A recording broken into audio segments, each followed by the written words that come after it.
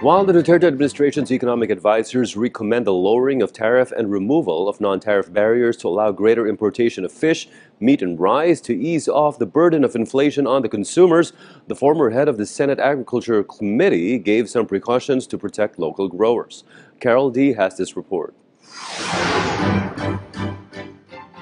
Rice tariffication is seen as the best stopgap solution to rein in the rising inflation rate in the country. Senator Kiko Pangilinan believes this will suffice as a temporary measure to address the high cost of basic goods found to be one of the drivers of inflation that reached 5.7% in July. That is why amendments in the Agricultural Tariffication Act of 1996 is highly needed, since this will pave the way for the lifting of quantitative restrictions, which has controlled the volume of rice imports every year.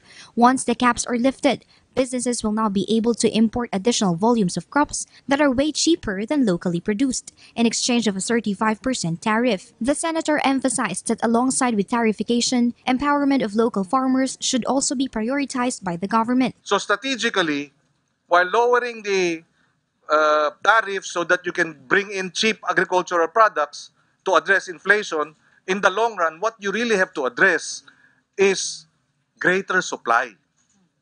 You have to increase your productivity. Collected tariffs should also be allocated to fund irrigation, warehousing, and rice research. The supply chain as a whole should also be monitored to strictly eliminate overpricing of goods by a few middlemen. Lahat tayo makikinabang.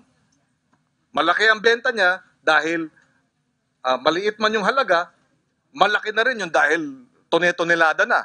Tayo naman, ang dami ng supply, mura ang presyo. When all these are done, the senator is positive the price of rice will be more affordable for millions of Filipinos. Carol D. for The Nation.